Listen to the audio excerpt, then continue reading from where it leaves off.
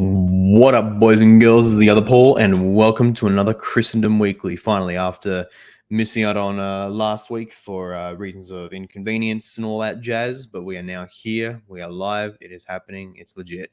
And we have got one, possibly two stories today. There's kind of one that I just kind of looked at last minute that I was kind of casually following in the last week or so. And maybe if I feel like it, I'll give it a little bit of a cover. But either way, I reached out to a bunch of the boys. They want to come on. Unfortunately, doesn't really look like if anyone's available or not. And so either way, if people do get back to me, I'll bring them on. If not, this will be a solo effort. And just give me one quick second now to say that we're live on the Discord server. So that's the YouTube link, and people can find the Odyssey link, whatever. So we have Ichinkwe. I believe he's having dinner right now, he told me, but whatever. Good day. Lovely that you at least will be coming in. Will you be talking about Cardinal Pell? That's in your neck of the woods. Is something new happening with Cardinal Pell? I hadn't checked. Cardinal Pell files civil claim against Cardinal George Pell. Oh dear. Melbourne alleging he suffered psychological injury. Great. Here we go. No, I hadn't seen this yet, but maybe I'll check it out over the coming week. Give it a bit of a read, see if it will be something worth covering. Well, it almost certainly will be, given Pell, and this looks pretty big actually. So yeah, thank you for telling me about that. Probably next week though. Probably next week. Christian, lovely to see you as well. Board Wesleyan, good day. You actually might be one of the most relevant people here for this stream. I don't know if you're United Methodist or not, but well, that's the main story here, the United Methodist split. Jace, lovely to see you as well. Yes, there is, but I can't elaborate here. No, that's fair enough. Yeah, looks like another accusation TM. Oh man, but either way. Paul, what is your opinion? Lovely to see you, Steve, as well. What is your opinion of Protestants who don't have beards? Are they truly reformed? No, they're not. I question their scripture, their Christianity.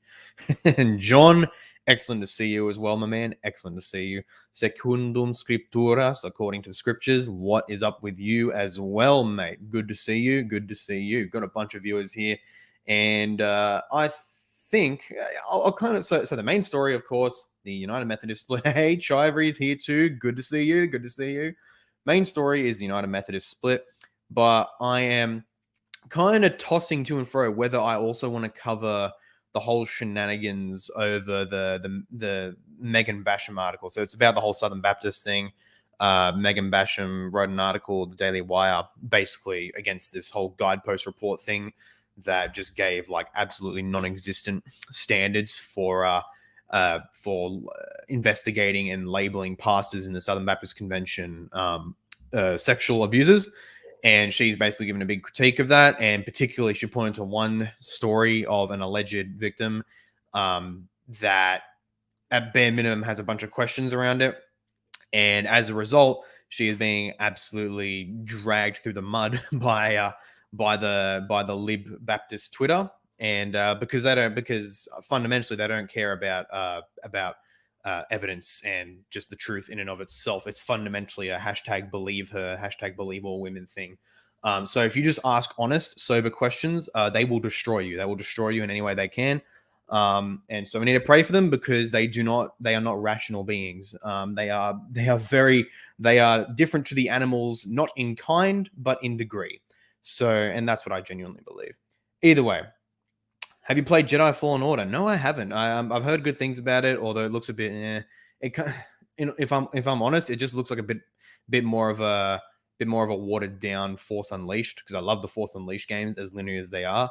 But they like watered it down by the looks of it and like made it more PG and all that. Whereas in the Force Unleashed, like limbs and heads will be flying everywhere. So, oh well.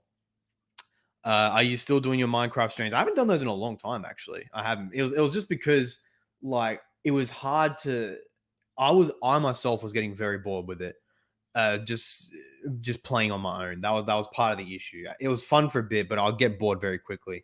And I remember saying that I will bring it back if I can consistently have friends on to play with me. That's when Minecraft's very, very fun to stream.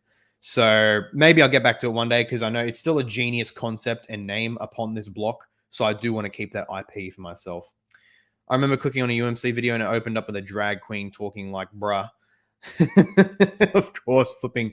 Oh, the Methodist. The UMC split had to happen, but the Global Methodist Church is slightly better, but still bad. Still bad, you say? I'm curious. How would that How would that be the case?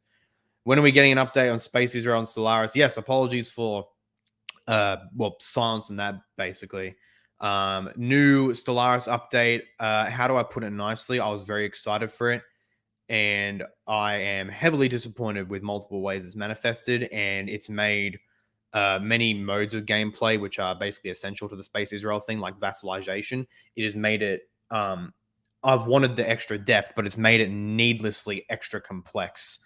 Like the whole thing where it's hard to explain because it's been a while since I played it, but from memory, with the new Stellaris update and expansion, there's some absolutely ridiculous, like you have to be, it is hard coded, you must be X amount larger than this other empire in order to even demand vassalization from them, which is, I never liked that in Stellaris.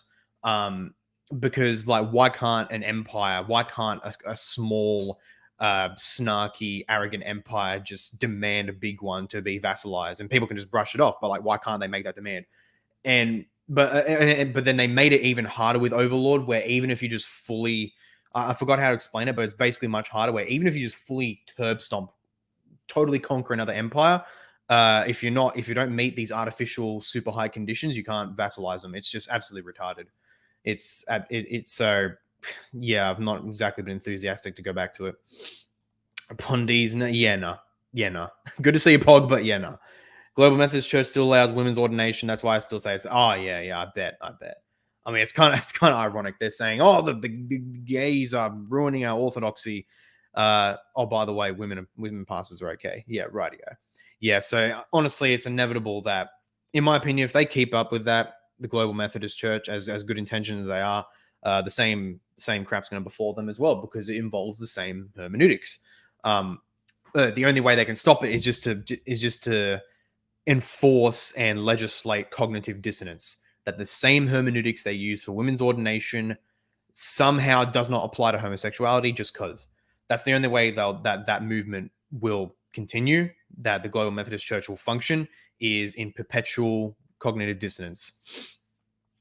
It always starts with, but that's Paul. Where does Jesus say that? And I just say, where's your brain at? The only option for conservative Methodists are either going conservative Anglicans, so true, or the Southern Methodist Church, which denies women's ordination, very based. Missed my show, Brian. That's not true, Craig, and good to see you. I caught bits of it, and particularly some good bits about the Quartodecimans with Anatolius in particular. Very interesting citation there. I think I remember reading him a while ago. And also, whatchamacallit? What's it from again? Anatolius, and you bringing up your theory again about the relics and jurisdiction and all that, and how Polycrates was trying to like separate himself from Roman jurisdiction. So that's pretty cool. Pretty cool to hear that again.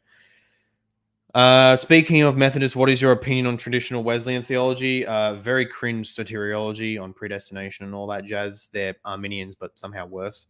So yeah, very cringe. PCA better than PCUSA, so true. Anyway, let's get to the main story itself. So I've got a main article, and this story, again, is given to me, brought to you by supporters, or particularly one supporter, E. Chinque. He put it up, and because he is with the supporters of the two highest tiers, the Episcopos and the Patriarches, or the bishop and the patriarch, those supporters are able to suggest stories and vote on them, and whatever comes out on top, I will guarantee cover in the Christendom Weekly. And so this story right here is brought up by one of those patrons, and the other ones didn't really give input, so it was kind of just his unilateral vote. And so that is a clear plug, ladies and gentlemen. If you want to support my ministry, link down below to Subscribestar. It is very epic. It helps me turn this into a job. We're making excellent progress on that front, and you get some cool benefits on yourself. So please do link down below. Anyway, let's get to the main story. So I'll now open up the screen of the main story. United Methodist Church split official as of today. Breakaway Global Methodist Church exacerbated by liberal churches' defiance of bans on same-sex marriage, ordination of openly gay clergy. And something that's, oh, you gotta be kidding. I was just reading this article free before, but now it's this article premium content. Hang on, people, hang on. Did I get the right one that Cinque shared? Let me really quickly check. Okay, no, not to worry, not to worry. I am going to do something.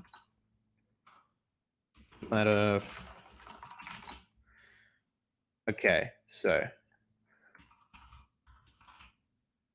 let's get the link. Where is it? Where's the story? Where's the story? There we go. Okay. Hopefully, fingers crossed that this works. What? Internal server error? What? What is that? Oh, come on. Can't even access the flipping article now. Are you kidding me? Bruh. Quick, donate more money, bros. Yeah, that's so true. So true. Donate more money. Well, this is going to be a bloody problem because the main article my mate sent me, which was actually a decent one, and I did want to go through it. Now suddenly the paywalls come up, and I am trying to get around it in a way that I shall not mention. Hang on. See if this works. Hang on. Let's see.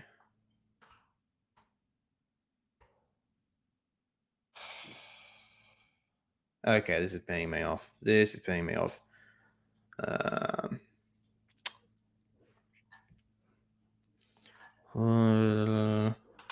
Alternative.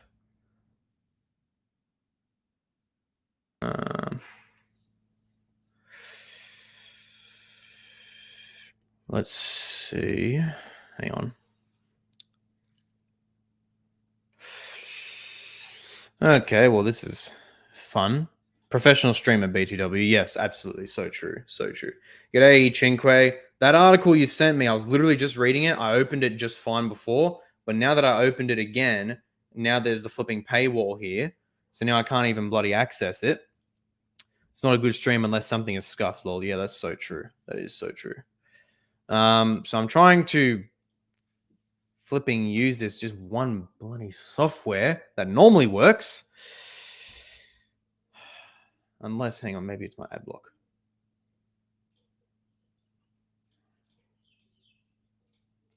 Okay, this is pissing me off now. All right, I'm going to have to find another article. Not to worry. UMC Church Split. Global Methodist Church. Hang on. If someone can find me another article, another decent article on the United Methodist split, that'd be great. Oh, this isn't even recent anyway. This is April 30th. I just read that. Interesting. Okay, so, thank you very much, Cinque. I'll screenshot it and send it to you via Discord. You legend. Thank you very much. And I just realized, dumb me has just realized this is from April. So, like, this isn't even a new story. Cinque, why did you do this to me, mate? It's not even a new story. The whole point of the Christendom Weekly is new stories. Is there any new? Okay, so to be fair, Cinque did also give me some new developments on what's happening there. And so basically split over the gay issue, blah, blah, blah, blah. But he also told me, interestingly enough, because he has some firsthand knowledge of this, that there's some pastors of certain parishes of the UMC that are deliberately not relaying this information down to their parishes in order to maintain their job security, which is oof. That's a big oof right there. But other parishes he knows of otherwise are announcing or have already announced their joining of the Global Methodist Church.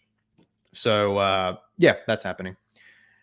Chivery, when I became a patriarch supporter of Paul, my beard length doubled. All the trad women started flocking to me, and I started benching 250 pounds. Support Paul, and you too can get these great benefits. Actually true, unironic.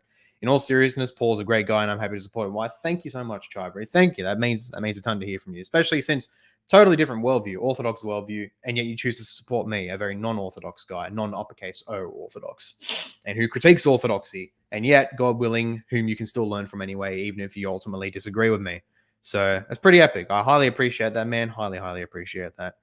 But yeah, anyway, I've kind of just stuck here with my pants down, waiting for screenshots of the article, and it's an old story anyway. So, big. But what's interesting to me? So something that's really interesting to me already with this story, when I did read the article, that I think is still kind of interesting nonetheless, is the fact that these were official bans that are already in the UMC, and it was just liberal churches who refused to abide by those bans. So what kind of confuses me is why the conservatives, there's probably more happening. There's almost certainly more happening that prompts this. But why are the conservatives, if there's already an official ban, why are the conservatives just just jumping ship and leaving? If there's already an official ban and all they got to do is just get some, just get some ecclesiastical action on people who are manifestly defying the movement's bans. Like, what's up with that? Just on the surface view, for me, again, assuming that this article is correct and there's already official bans on these things in the United Methodist Church, what's going on? Why aren't they enforcing those bans? Like, it just seems to me, it just looked to me at least like another case of conservatives going all defeatist mode and abandoning an institution that otherwise they could fight back. And given that the GMC, the Global Methodist Church, is egalitarian, it just looks like that cycle is going to repeat again if they don't change anything, of liberal infiltration, and then they have to split again. So that's really, really curious how the traditionalists could be bullied out of a church that's officially on their side.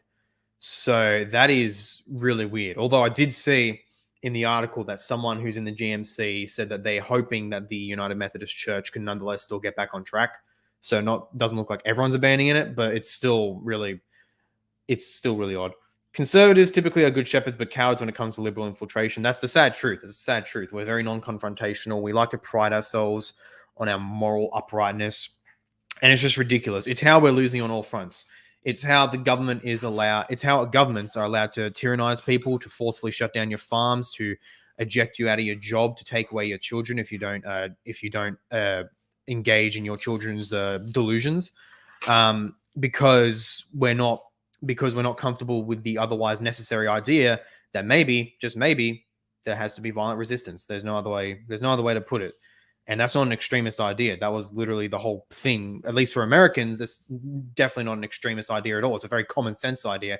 It's literally the idea your nation was founded on. If your government gets tyrannical, you spill blood. It's the fact that people are nonetheless like calling out, "Oh, tyranny bad."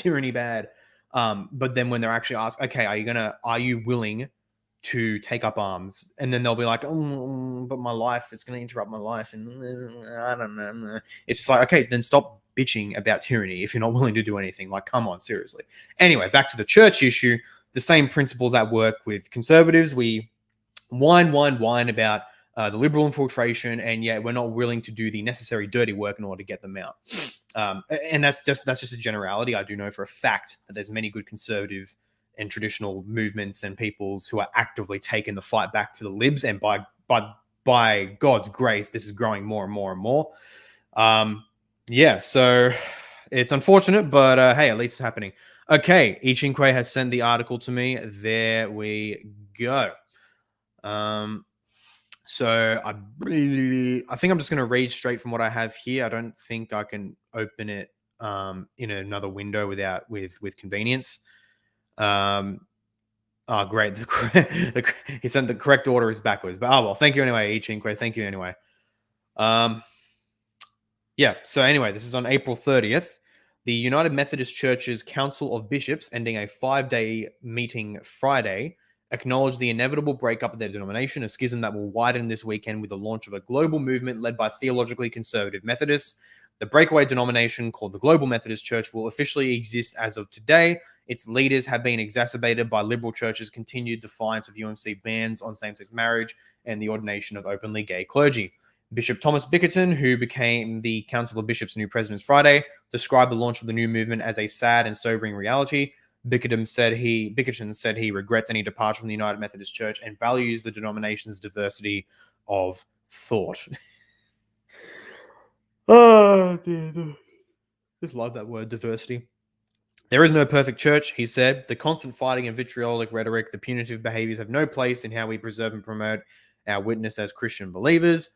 He said he prays that infighting will stop and the United Methodist Church will rediscover its mission to make disciples for Christ. He urged the United Methodist Church, even as it suffered defections, to think of May 1st as its launch day as well. We are the United Methodist Church, not interested in continuing sexism, racism, homophobia, irrelevancy, and decline. Hang on, what? Oh my gosh. We are interested in a discovery of what God has in mind for us on the horizon as the next expression of who we are as United Methodists.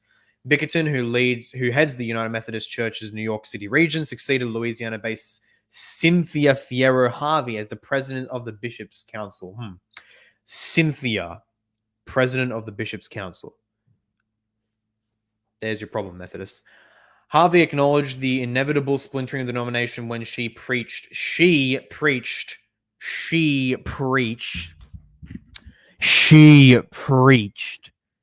April 25th during her final address as the Council of Bishops president.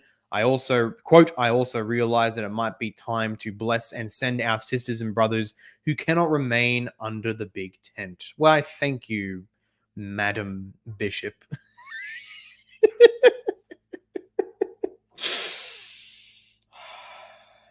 Bruh moment. Absolutely bruh. Expression of who we are. One of the cringiest lines ever uttered. Indeed. We're waiting for the culture to tell us what heresy to advocate next. Yeah, absolutely.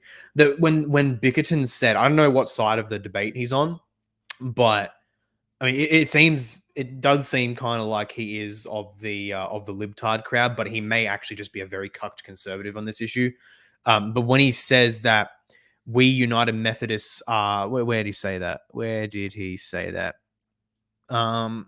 We're not interested in continuing sexism, racism, homophobia, irrelevancy, and decline. So irrelevancy, that's apparently a bad thing. They don't want to continue. Irrelevancy, the problem is irrelevancy for who? The only referent I can think of is irrelevancy to the world, which is obviously a retarded anti-biblical standard. That just goes without saying. Like, bloody hell, seriously. And yet, that is apparently a priority for the remaining United Methodist leadership. It's just kind of retarded.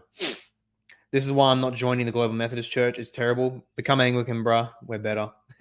Yeah, we got our bad boys. We got our leadership corruption right at the top. And yet we got some excellent movements in the grassroots as well. It's actually great. It's so good. They need to read Romans 12, 1-2. So true. Progressivism is what causes irrelevancy in the church. Yeah, that's it. But either way, it causes, well, here's the thing, irrelevancy to who? They cherry pick who they're going to want to be relevant to.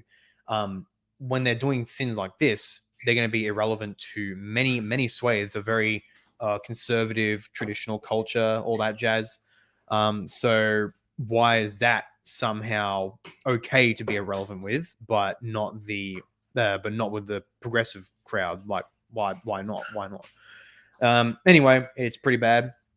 And I just got breakfast, ladies and gentlemen. Like, if you like this stream, and give it a heart react if you love your mums, because mums are the greatest by far ever. So yeah, do like and subscribe if you love your mum. Anyway, let's continue on. I think I'm up to yep, here. A leader of the breakaway movement indicated that today's launch would take place with little fanfare. This is the date we can start receiving churches as they leave the United Methodist Church, and that's going to occur over a considerable amount of time, said Reverend Keith Boyette, chairman of the new denomination's Transitional Leadership Council and a United Methodist minister in Virginia.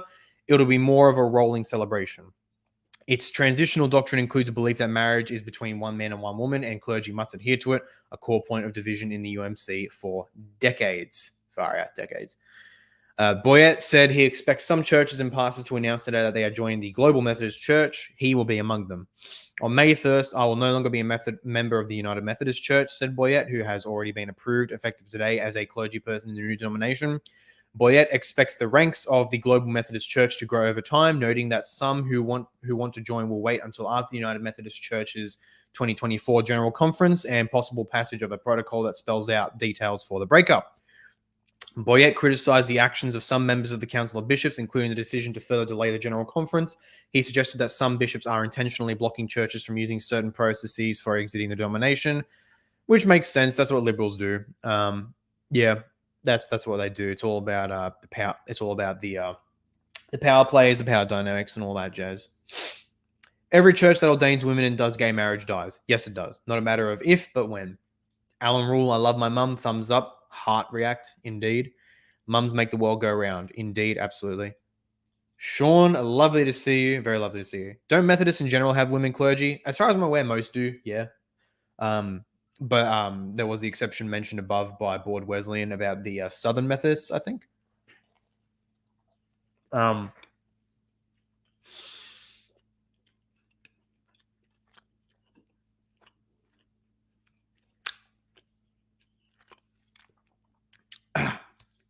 That took a while. Oh, man. Hard disagree that traditional biblical Christianity even can be granted as world irrelevant. The world freak is out about biblical Christians. They don't care about their syncretist progressive puppets. Well, yeah, that's it. I mean, yeah, that's kind of it. That's actually part of it. So we actually get the reaction, whereas the progressives just kind of like overlook the progressive churches. They say, okay, we tolerate you for now, so long as you give in to every one of our demands. Oh, hey, Zed Sparks, lovely to see you, lad. Lovely to see you here, lad. How are you going, mate? How are you going? Sad moment for the Methodists and all that. They're split back in April, and yeah, just kind of talking about that. I think I can also mention how, like, yeah, I think this is more or less a look into the future for the Anglican Church, both worldwide and also here in Australia. Because in one way, the UMC situation is somehow almost better in that they do have official bans, and yet they have these liberal churches. And rather than just take the fight forward and just forcefully get them to stop or just kick them out, the Conservatives cowered it out and just split off into the Global Methodist Church, which still ordains women. And so it's going to go the same way eventually, unless they enforce cognitive dissonance. But then with the Anglican Church, with our General Conference, the same thing's happening, but worse, because we don't even have officially a statement, a position on marriage, whether it's only between man and woman or if same-sex marriage is allowed. And so because of that vagueness, numerous bishops across Australia now are promoting same-sex marriage and just making their apostasy public. And so it's almost a look into the future, because our own Archbishop of Sydney in the Anglican General Synod just recently said after his motion to officially codify man and woman marriage, which only had to happen because the appellate tribunal did some absolutely slimy tactics in order to narrowly define doctrine so as to say that man and woman marriage hasn't been officially defined. Super slimy. You can look at my interview with Reverend David Old on that. He explains this pretty well. Anyway, because of that, our Sydney Archbishop, Raphael, I forgot his last name, he pushed forward the motion, man and woman marriage only, same-sex marriage is not permitted. That just failed because of the House of Bishops, only just. And because it failed, he straight up said, look, if we're not going to get union in this issue, we need to question why we're even meeting in the future anymore. So he basically heavily hinted at the possibility of just a unilateral split in the Australian Anglican Church, which frankly, I'm all for that 100%. Cut off the apostate branch. They're not brothers. So we shouldn't even have on paper union with them. They're not brothers, they're apostates. They're all else being equal, they're hellbound. And so we shouldn't, we don't, as the Lord himself says, we don't give the children's bread to the dogs. We don't feed pearls to the swine. And so, we're not gonna be in communion with apostates. We're not gonna we're not going to sit both at the Lord's table and at the table of demons. And so that's just the natural thing we need to do. Like either somehow we officially enforce man and woman marriage at the national level in the Anglican Synod. Well, really, our only good opportunity to do that was just at that General Synod, and it failed. The next Synod is going to be years from now.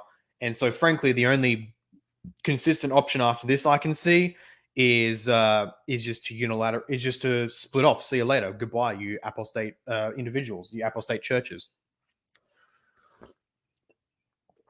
How has it not been defined? That's ridiculous. Matthew 19, Ephesians 5. Yeah, that's right. And tons of other biblical verses.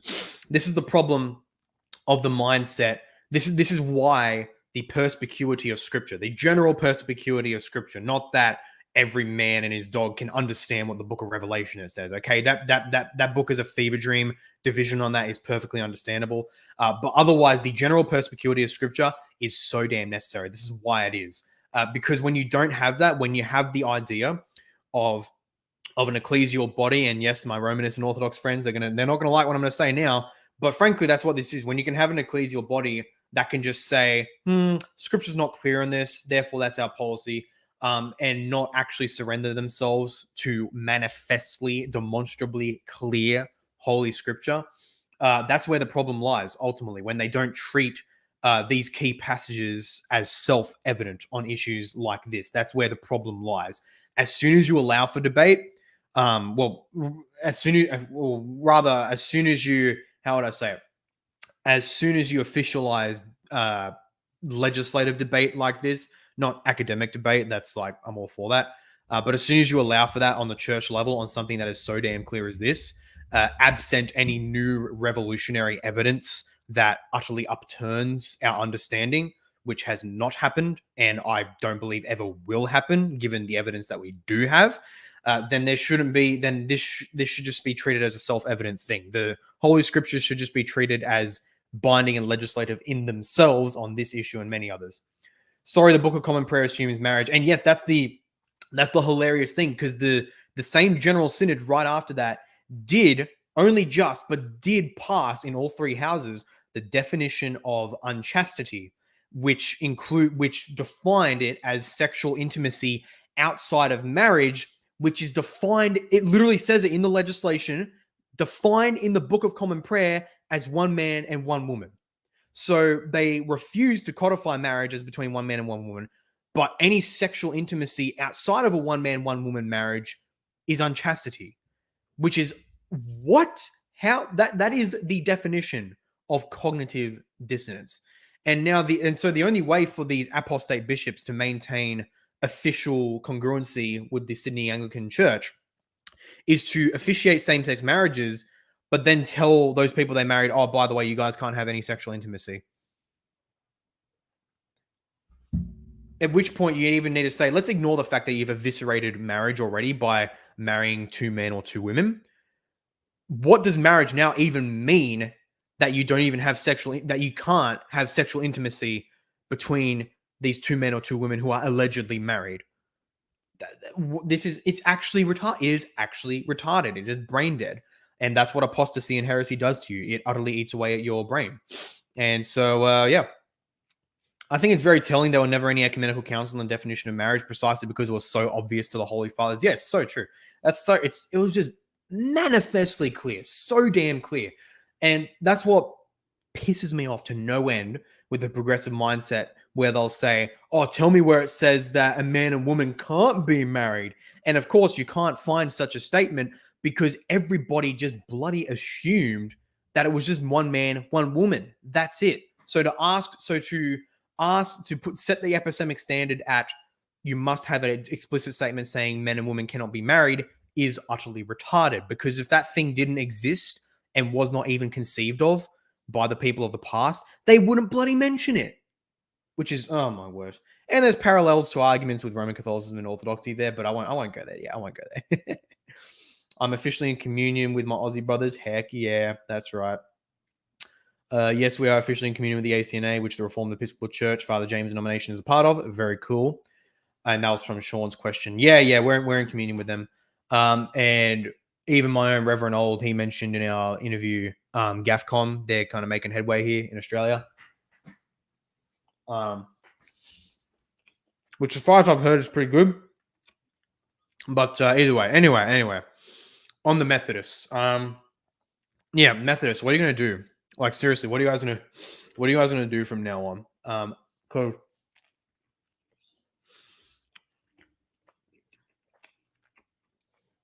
Because your two main options, they're both bad, but one of them's less bad. But that one that's less bad still ordains women. So, yeah, for real, how do you stay a Methodist today? Although it was mentioned that there was the Southern Methodists who don't ordain women, but otherwise, if you're not a Southern Methodist, what do you do?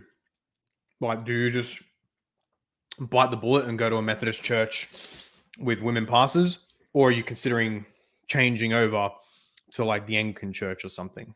Or at least one that doesn't ordain women pastors. Or there's a weird spectrum in Anglicanism, all the way from full egalitarians who ordain women bishops, and then those that don't ordain women bishops but do ordain women priests and deacons, and then those that don't ordain women bishops or priests but do deacons, and then those that don't do any of them. So it's a weird spectrum. It's a very weird spectrum. Important note: churches that leave the UMC don't need to join the GMC. I know that. It's not like some either or thing there, but that just seems to be, at least in the moment, the only two options. But if that happens as well, some will probably join more conservative Anglican groups. That is very good. But also, well, in two ways, it'll be John Wesley will be turning in his grave. A, that his beloved denomination is going down the crapper, at least people who herald that tradition of his. And B, that the only viable option for many of them is to go to the Anglicans, who he specifically, as far as I know, he kind of based his articles on the 39 articles, but got rid of the Calvinistic elements, quote unquote. so either outcome is not good according to John Wesley. Oh man, but yeah. Anyway, I guess that's that story, and there's not really much else to cover on that. Bring back Reformed confessional churches, Uber-based indeed. Westminster Confession for the win, boys. Anyway, yeah, I don't know what else to talk about. Don't know what else is there. Anyone else have any other ideas, I guess, or any questions and all that? Actually, no, I will briefly mention this. So something I was kind of debating talking about, but I may as well because there's nothing else. And I actually have an article I can show for this. So big article by a certain Megan Basham at Daily Wire. And I've kind of skimmed through it. It's pretty cool in how it's challenging the guidepost report given to the Southern Baptist Convention, which gave really bad standards, unbiblical standards for deeming someone guilty of sexual abuse. And so she just goes through some examples of stories that are very questionably handled cases and just simply ask questions. That's pretty much all she's doing, just asking sober questions. But as a result of that, she's being absolutely dragged through the mud by all the online progressive and soft liberal Baptists and even non-Baptists as well, such as Rachel and her cuck husband, Jacob Den Hollander. They're absolutely ripping through her.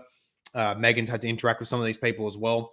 And it's just a really crazy part of it. It's just being destroyed, your online reputation being assailed and destroyed simply for asking questions and just wanting basic standards of due process. It's just absolutely ridiculous. And so, well, not much else to mention of that apart from that. So, yeah. So, interesting. So, very interesting. There you go. Not much else to say apart from that.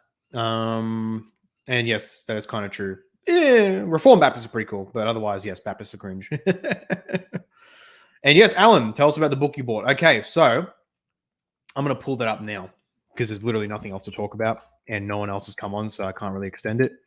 But there is a book I just bought and it put a big ass dent in my business wallet, in my official channel ministry wallet, but it was a damn worthwhile purchase.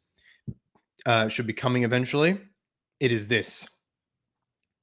Papias of Hierapolis, Exposition of Dominical Oracles, the Fragments, Testimonia, and Reception of a 2nd Century Commentator by Oxford Early Christian Texts by Stephen C. Carlson.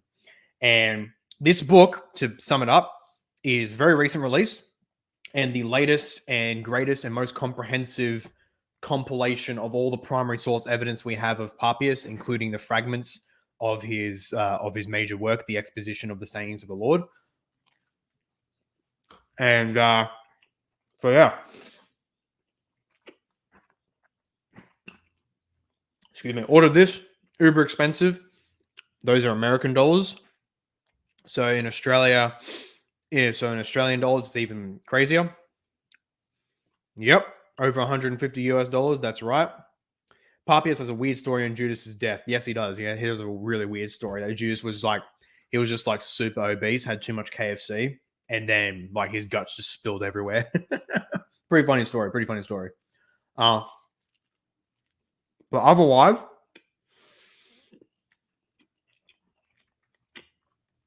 I'm sorry for eating my breakfast here because I didn't have time before the stream. But anyway, as you can see, 400 pages. So an absolute chungus of a book. And from a review I read from one of the guys at Triblog, he said that the introduction alone is 100 pages. So that is pretty darn awesome. That is really, really darn awesome. You could have bought like 2.5 loci from Gerhard. Nah, bro, I'm a primary source guy. Sorry, man. It'll be so base if we can find a complete copy of Papias' work one day. The information in those books will be priceless. That is so true, honestly. But I'm genuinely hoping that there's just some unknown copy just sitting in some ongoing ancient library in a forgotten section, and that one day someone just goes there and finds it. Even if it only survives in a different language translation, like Irenaeus' Against Heresies. I'm cool with that. You could have bought like 100 years worth of indulgences for that. LeMayo. Anyway, this book purchase is really awesome, really worth it. So I intend to make it worth a while. And as soon as it comes, start pumping out a bunch of content on this. Some major scholarly questions on Papias. So, yeah, get hyped. Get uber hyped for that.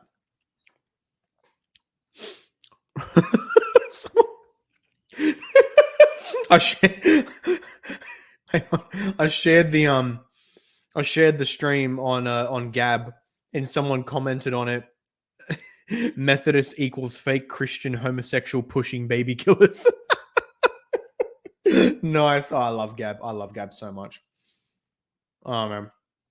Do you view Papias as a reliable source? I'm Orthodox, but even I'm like, about Papias. Like, we don't know a whole ton to give like a comprehensive view of reliability.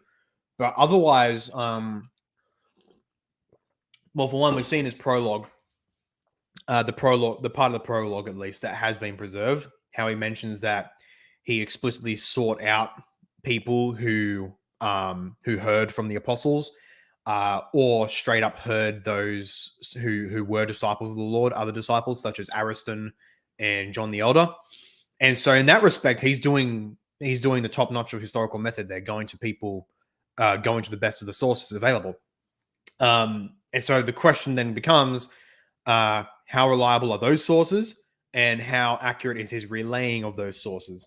I think at one point it's mentioned that he actually consulted with the daughters of Philip on a certain story. I forgot exactly what though. So that's pretty epic. That is pretty epic. Otherwise, so I'd simply generally say, Reliability, I haven't fully assessed that yet. Although from what I've heard, at least from what I've read, it does look like he tries to quote, like verbatim quote, his sources, which is pretty good. That's pretty awesome. Not just paraphrase. But also, what was I going to say? Well, yeah, that's pretty much that. And so at minimum, it shows that he is extremely valuable in his unique access to things that we don't have today. And even many Christians shortly after him wouldn't have had. So that's the special value of him. I think I'm skeptical because he believes Matthew's gospel is first. And to me, it's basically indisputable that Mark was first. I don't know if I'd say indisputable. But either way, that could be resolved by the fact that if we think of, because Papias, he mentions how Matthew wrote his gospel in the literal Greek Hebraically, and so that could mean in the literal Hebrew language or the Aramaic language. I've heard some argue that it could be a Hebrew style, even if it's still in Greek, but I'm not sure about that. But so that's what it mainly replies to, and then he explicitly says, and everyone translated it as best they could. And so the Gospel of Matthew we have today certainly is a translation, quote unquote, whether a direct translation or just a straight up new edition that tries to include the same material as the Aramaic/Hebrew version. And if that was the case, then that would probably reconcile it, where Hebrew Matthew was first, then Mark came out, and then later on, Greek Matthew came out. So that can be reconciled. There's enough vagueness in the evidence where you can posit any number of theories, really. The idea that Matthew's gospel was first is more common in the early church. Very true. Very, very true. Also, is telling of how Judas died is strange. Yes, that is true. As Papias himself explicitly says, he prefers the living voice to what was written in books. And so, very likely, even though he had like the Gospels in front of him, like Matthew's Gospel, which tells how Judas died, it kind of makes sense why he would nonetheless still relay another oral story that says something a bit different. So yeah, it kind of makes sense why he would relay an odd story like that. Yeah, I think the internal evidence is so compelling that it's extremely likely Mark was first. CF Mark Goodicker's work on the synoptic problem. I've looked at some of that stuff. He's good. He's pretty cool in certain things. I like his like fervent, passionate despisal of the Q hypothesis. I think that's really commendable. Otherwise, I'm kind of mixed on the evidence. I think some of the evidence for Mark and priority is overstated. Like I remember Mark Goodicker, one of his key things, I forgot what he calls it, but basically where Mark consistently uses one certain term for a certain thing in a passage, and then Matthew, he uses that same term and then a different term and then back to the original term. And to Mark Goodicker, he interprets that as the writer reading from Mark and using it one way and then using a different word and then just mentally defaulting back to the original thing he read from the Markan source, which is like, I mean, yeah, that's possible. That's entirely possible. But the reverse is also possible, where Matthew just kind of used inconsistent names at first, because people do that in writing all the time. And then Mark, making a new edition, just decided to just say, you know what, let's make it consistent. So, I mean, yeah, I don't know. I'm not too fussed either way on the issues of priority, because, like, let's be real, the chronological data, like many church fathers, really many historians, many ancient historians in that in general, but also church fathers, like chronological data wasn't the strongest point. Like the quality of data available for exact chronology wasn't great. You can see that with Eusebius very clearly. So yeah, either way.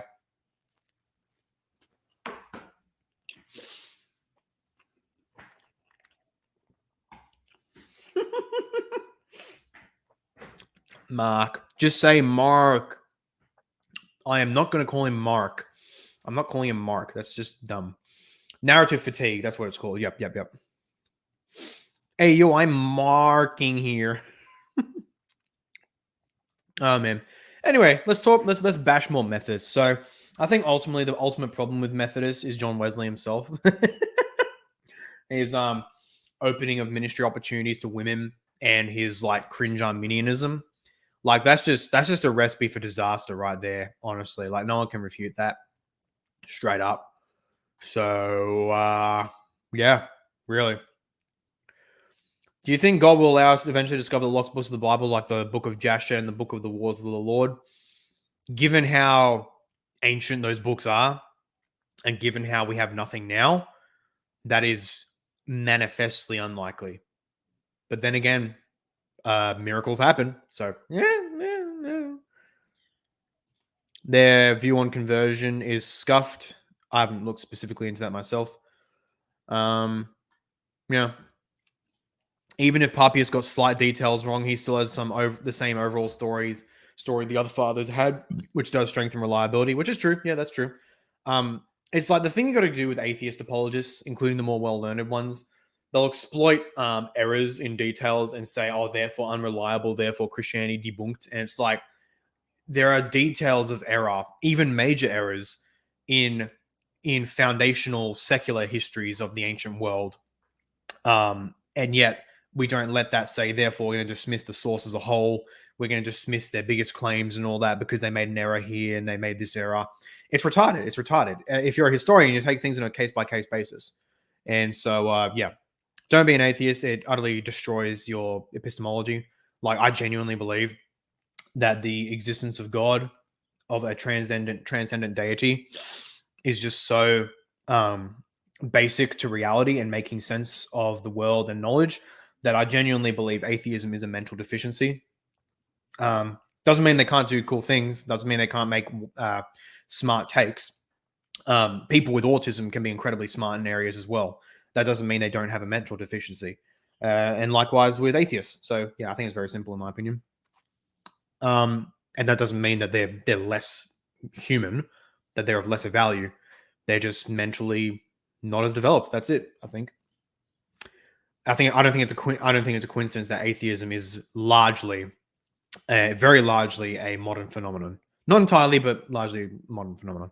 Biggest problem with the Methodists is that Protestantism has no apostolic authority. Yeah, that's not true. We got the ultimate apostolic authority. It's called the Bible. Checkmate. Their view on conversion is scuffed. The human will is the material, not the efficient cause of conversion. The efficient cause is the Holy Spirit. The instrumental cause is the Word of God. The material cause is the will and intellect. And the formal cause is contrition of faith and final salvation. I assume you're talking about the normal good view here. You're talking about the normal good historic predestinarian kind of view, in which case I wholly agree, because that's how I'm kind of interpreting this. But because otherwise, yeah, that's the Lutheran view. Yeah, 100%. That's the based Lutheran, Calvinist, Amyraldian, whatchamacallit, Thomistic view of salvation. It's absolutely based. Polycarp is underused in apologetics, in my opinion. In his letter, he called Jesus our Lord and God and said God raised him from the dead. That alone destroys the development hypothesis. Not quite. I've read that section in Polycarp, and there is actually a textual variant there. And so it's not very certain that Lord and God statement is in the original of Polycarp.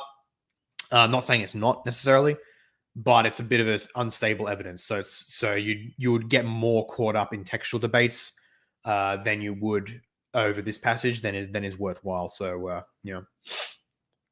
I think atheism is spiritual deficiency, which manifests itself in a mental deficiency. That's a very good way. I do believe in infallibility, but not papal infallibility. Only Pastor Stephen Anderson is infallible. Damn right, people. Thoughts on natural law ethics? Can't really comment. Haven't studied it too much. Oh well. Love me some breakfast in the morning. Not much else to do. No one else coming on, so I guess I'll just do some announcements and then sign off. I want to release another short video in the next few days. I want to try and make them weekly. That's the aim, as I said before. Interview with Eric Ibarra in a few days, next week. Awesome, going to be epic. Echinque is coming on in the gaming stream to guide me in actual cooking in Cooking Simulator. So that's going to be epic. That's only in a couple of days, I think. And then still working on the second part of my Roman episcopacy series. And the second part is going to be on the Petrine office, on Peter's office, what he did and all that stuff, and his early reception in like the first 2 to 3 centuries. And then what else have I got? Once the Papias book comes in, I'll be making some Papias content as well. That'll be pretty awesome. And then what else have I got? Early next month is going to be with Tony Costa on his channel. And basically going over Irenaeus's conception of apostolic tradition, or apostolic succession, rather. So that's going to be fun. That's going to be very cool. So get hyped. And I think that's about it. We need see you later, E Chinque. We're about to finish up now anyway. So good seeing you, mate. Very good seeing you. We need the other Paul systematic theology. Well, actually, I don't think I've mentioned this in public before. I've mentioned it to in the Ecclesia, so my Episcopos and Patriarchs supporters. But I do intend at some time to make a very special digital website version of the Bible by myself that includes a base text in Hebrew, Aramaic, Greek, and then also a base English translation, but which I can then at will, I can edit it according to what I believe are the best translational conclusions, as well as text critical issues. And then with that, have topical commentary on passages. So basically a super comprehensive totalizing commentary on the Bible that's constantly updated. That includes my own text critical conclusions, translational conclusions, and commentary on all the major branches of theology that I constantly update whenever I feel like it. And that's going to require some pretty serious programming for a website. So I'm still looking for someone who'd be able to do that and help me out with that. Otherwise, I'm kind of like testing out like a little beta version on my own computer. And so, but otherwise, when that thing comes out, that's going to be like my own personal comprehensive commentary that anyone can see online. And so that's going to be epic. It's a very long-term plan, well down in the future. But otherwise that's going to be epic. It's going to be pretty darn epic when I do that. I know you mentioned a systematic theology, but it kind of just reminded me of my project anyway. That's kind of like maybe the closest thing. Maybe I'll do a systematic theology one day. Who knows? But either way, that's my plan. I want to make an epic Bible thing, my own edition. And I'd use that edition of the Bible that I make, so my own translation and my own text critical base, I'd use that for all my content in the future to basically be able to say that, hey, I've got good foundations of this stuff. I'm not just relying without study on a certain translation or a certain base text. Like, I actually know what I'm talking about. I've actually studied this stuff deeply. So it's going to be epic. Get hyped. Apart from that, that's pretty much all for now. Thank you all very much for coming along to otherwise a pretty, not going to lie, semi-disappointing episode. I apologize for that, for the lack of prep. But, and the fact that it was a late story, and I didn't check it. But otherwise, I hope the banter was worth it. I do hope that was worth it. The other Paul, Contra, John Wesley. So true. That's pretty much my entire channel, basically. But yeah, otherwise, get hyped. More good stuff coming in the near future. I will catch you all later. God bless.